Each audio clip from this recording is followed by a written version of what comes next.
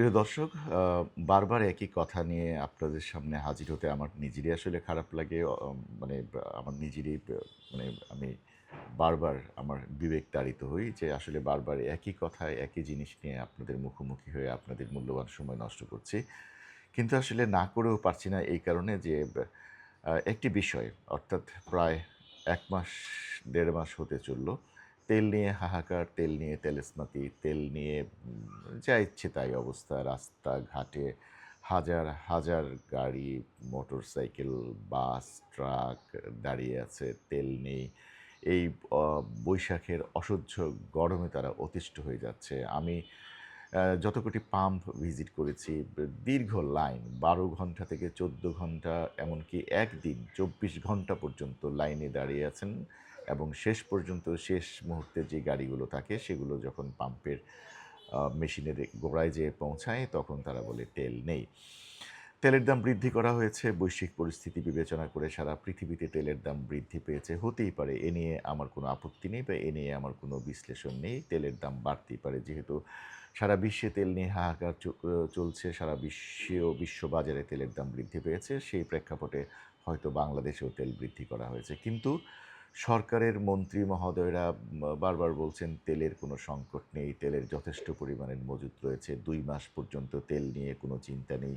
কিন্তু তাহলে সমস্যাটা কোথায়? সমস্যাটা আমার যতটুকু মনে হয় বিপণন ব্যবস্থায়, অথবা যেটাকে আমরা বলি যে সুষ্ঠু ম্যানেজমেন্ট, এই ম্যানেজমেন্ট প্রক্রিয়ার মধ্যে বিশাল ধরনের ঘাপলা রয়েছে। বিপণন ব্যবস্থায় যদি সুশৃঙ্খলতা ফিরিয়ে আনা না যায় বা ম্যানেজমেন্টকে যদি সুষ্ঠুভাবে পরিচালনা করা না যায়, সরকারদের যতই সদিচ্ছা থাকুক বা আমাদের যতই সদিচ্ছা থাকুক, আমরা আসলে এই তেলের হাহাকার বা তেলের নাভিশ্বাস থেকে মুক্তি পাবো না। আমি বারবার বলেছিলাম, আগেও বলেছিলাম যে দেশের ক্রান্তিকাল, দেশের দুর্যোগপূর্ণ মুহূর্ত যেরকম ঝড়, ঝঞ্ঝা, টর্নেডো বা বিভিন্ন প্রাকৃতিক বিপর্যয়ে অথবা যেকোনো দেশের সংকটকালীন মুহূর্তে আমাদের অত্যন্ত মানে আস্থাশীল জায়গা বাংলাদেশ সেনাবাহিনী অথবা বাংলাদেশের সশস্ত্র বাহিনী, নৌবাহিনী, বিমান বাহিনী সহ সেনাবাহিনীর সদস্যরা যারা আছেন, তাদের প্রতি আমাদের আপামর জনসাধারণের একটি ভীষণ রকমের আস্থা রয়েছে যে তারা যদি মাঠে নামেন কোনো কাজের জন্যে, তারা অত্যন্ত সুষ্ঠুভাবে এবং নিয়মতান্ত্রিকভাবে তারা কাজটি করে থাকেন। আমি বিনীতভাবে সরকারের কাছে বিগত সময়ে অনুরোধ করেছিলাম, এটি আসলে বৈশ্বিক ক্রান্তিকাল। শুধুমাত্র যে বাংলাদেশে এই ঘটনা ঘটছে সেটি না, সারা বিশ্বের একটি ক্রান্তিকাল চলছে এই তেল নিয়ে।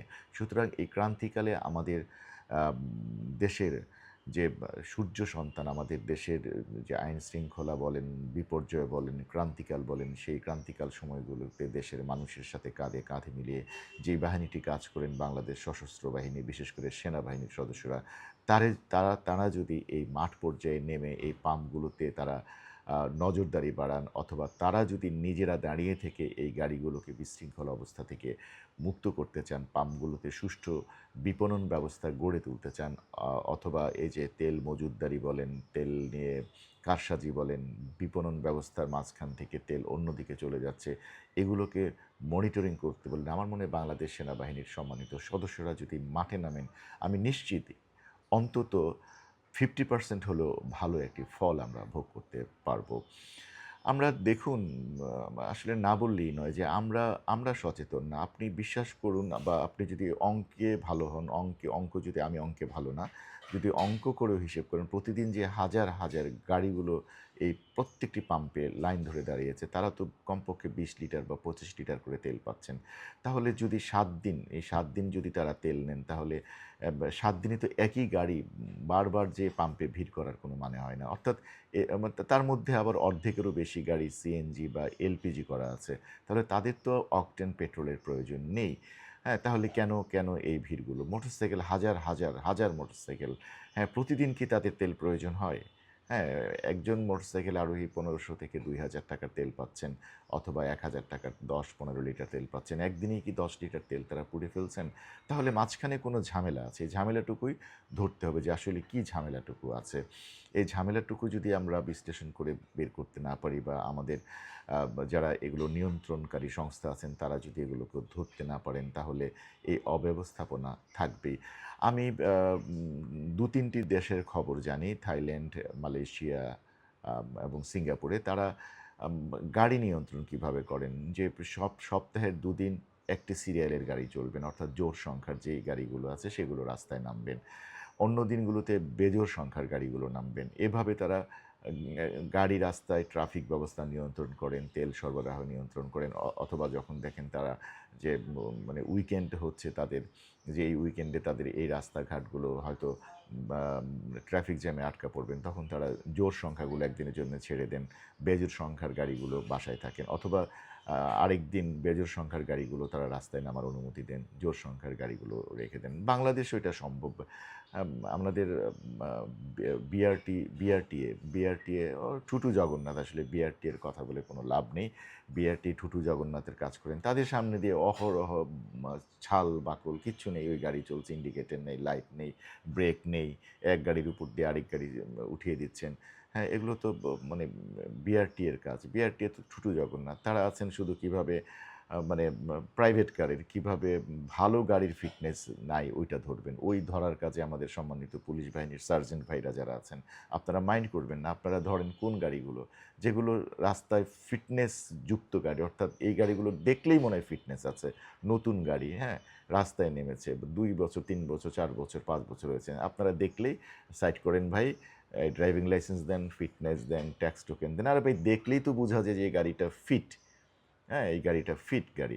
হ্যাঁ, আপনারা বাস ধরতে পারেন না কেন? আপনারা ট্রাক ধরতে পারেন না কেন? আপনারা টেসলা ধরতে পারেন না কেন? আপনারা থ্রি হুইলার ধরতে পারেন না কেন? কারণ তাদেরকে আপনারা ভয় পান।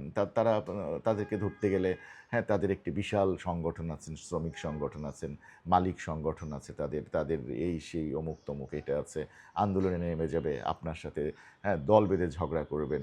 হ্যাঁ, তখন আপনি বাধ্য তাকে ছেড়ে দিতে, অথবা আপনি এই ঝুঁকিতেই যেতে চান না। কিন্তু যারা ভালো মানুষ, অর্থাৎ যারা ভালোভাবে রাস্তায় চলতে চায়, ট্যাক্স দিচ্ছে সরকারকে, প্রতি বছর ট্যাক্স দিচ্ছে, তাদেরকে ধরে অযথাই নাজেহাল করেন। আমি প্রতিনিয়ত দেখি রাস্তাঘাটে আপনারা এই সমস্ত গাড়িগুলো। আরে ভাই পার্কিংয়ের ঢাকা শহরে কোন জায়গায় পার্কিংয়ের জায়গা আছে? আপনি যে আমার কাছ থেকে ট্যাক্স নিচ্ছেন প্রতি বছর বাংলাদেশ সরকার, হ্যাঁ, ফিটনেসের জন্য চার্জ নিচ্ছেন। আরে ভাই আমার গাড়িটা পার্ক করব কোথায় আমি? আপনি একটা জায়গা, প্রিয় দর্শক, আমি আপনাদের কাছে জানতে চাই, বিনীতভাবে জানতে চাই, আপনারা যারা গাড়ি চালান, আপনারা যারা, এখন তো গাড়ি প্রয়োজনীয় জিনিস। গাড়ি কিন্তু এখন বাহাদুরি জিনিস না। একটি গাড়ি একটি মানুষের, মধ্যবিত্ত মানুষের এই গাড়িটি প্রয়োজন এখন। আপনি বলেন, আপনি অফিসে যাবেন, আপনি আপনার বাচ্চাকে স্কুলে নামাতে যাবেন বা আপনার বাচ্চাকে স্কুল থেকে আনতে যাবেন। বলুন তো গাড়িটি কোথায় পার্কিং করবেন? আমাদের সার্জেন্ট ভাইরা বাঁশি বাজিয়ে যা ইচ্ছে তাই ব্যবহার করেন গাড়ি পার্কিং করার আগে। ছবি তুলে এখন জরিমানা করে দিচ্ছেন। আরে ভাই গাড়ির জায়গাটা আগে দেন। আমি রাখবো কোথায় সেই জায়গাটা দিলে তারপরে না আপনি আমাকে জরিমানা করতে পারেন, আরে ভাই ওইখানে তোমার জায়গা দেয়া আছে, তুমি ওইখানে পার্ক না করে এখানে পার্ক করেছো। আপনারা তো রাস্তার ফুটপাত দখল করে আছে তাদেরকে জরিমানা করতে পারেন না। আপনারা তো ভ্যান গাড়িওয়ালারা যে আমার চেয়ে বেশি পরিমাণে ট্যাক্স না দিয়ে, কিচ্ছু না দিয়ে, হ্যাঁ, একটা শ্রেণীকে মাসোহারা দিয়ে ওরা পুরো রাস্তা ব্লক করে রাখছে। কই? আপনারা তো তাদেরকে কিছু বলতে পারছেন না। আপনাদের সামনে টেসলা চলছে, বা বা ফু ফুট কি বলে এটাকে? হাইওয়ে দিয়ে টেসলা চলছে। রাজধানীর গুলশানের মতো জায়গা দিয়ে টেসলা চলছে। বনানীর মতো, উত্তরার মতো সিটিতে টেসলা চলছে, হ্যাঁ? এয়ারপোর্টের ইসে ঢুকে যাচ্ছে আপনার কি বলে? যেখানে যাত্রী নামায় ওইখানে পর্যন্ত ওই থ্রি হুইলার ঢুকে যাচ্ছে। হ্যাঁ? আপনি বা বা আমাদের যে এক্সপ্রেসওয়ে আছে, এক্সপ্রেসওয়ে দিয়ে রে ভাই চলে যাচ্ছে আপনাদের সামনে দিয়ে। কই তাদেরকেও তো আপনারা ধরতে পারেন না? ভাই এগুলো একটু চিন্তা করুন। আপনারাও তো এই দেশেরই মানুষ, হ্যাঁ? আপনারা তো আমাদের ভাই, আমাদের আত্মীয়, আমাদের আত্মীয়স্বজন। আপনারাই সশস্ত্র পুলিশ বাহিনীতে আছেন, সার্জেন্টে আছেন। হ্যাঁ, আপনারা এইগুলো আপনাদের ঊর্ধ্বতন কর্তৃপক্ষকে বলেন, আপনারা সবকিছুই ক্যামেরাতে দেখতে পাচ্ছেন।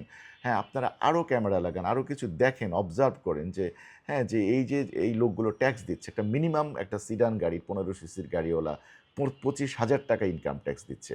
রোড ট্যাক্স দিচ্ছে প্রায় ৳৬,০০০ উপরে। হ্যাঁ, ১২০০ থেকে ১৪০০ টাকা সে ফিটনেস দিচ্ছে। কি কি কি কারণে দিচ্ছে তাহলে? অযথাই। এই হয়রানির শিকারের জন্যে? প্রিয় দর্শক, আশা করি আমার সাথে আপনারা একমত হবেন কিনা জানি না। যদি একমত হন এবং আমি যদি কথাগুলো আ বাস্তবসম্মত বলে থাকি তাহলে অবশ্যই লাইক এবং কমেন্টস করবেন। সবাইকে ধন্যবাদ। আশা করি আরও কোনো বিষয় নিয়ে আবারও হাজির হব। আসসালামু আলাইকুম।